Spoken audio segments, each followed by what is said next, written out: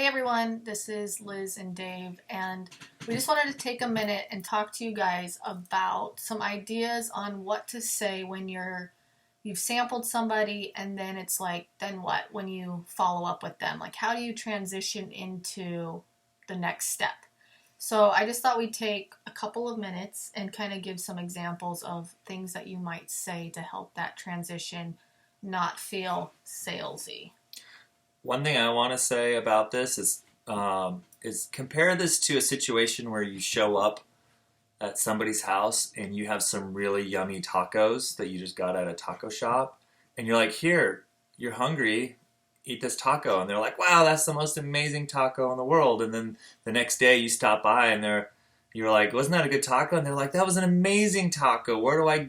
How can I get some more of those tacos?" And you think to yourself, "Well, I'm not going to tell you they're my secret tacos."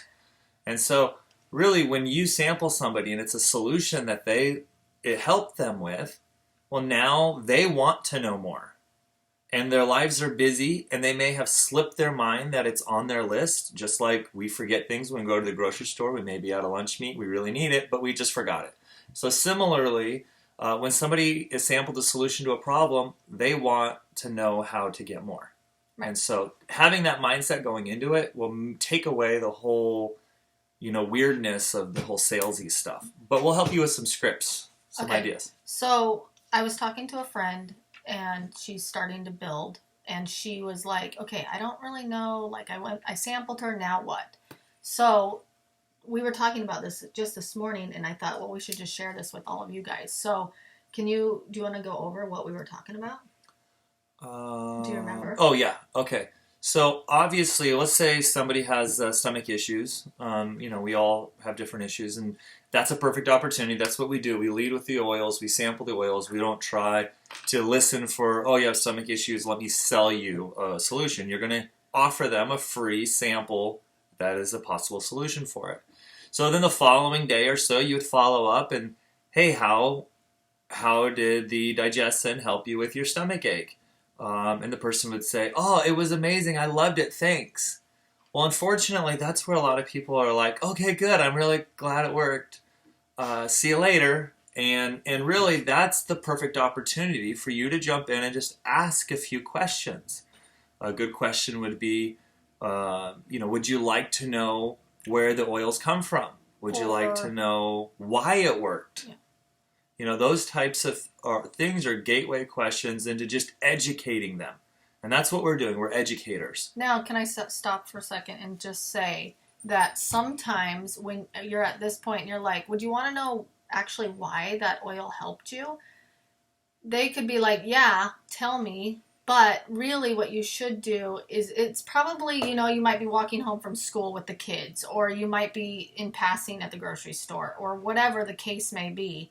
It's not really the appropriate time to go into a full-blown conversation about why oils work, but instead be like, "Hey, would you want to go get coffee, tomorrow or the next day, and I can actually sit down and we can chat about it for 20 minutes, instead of like on the fly, because sometimes on the fly works, but sometimes it's like you're interrupted by a kid every 2 minutes and they're not really understanding.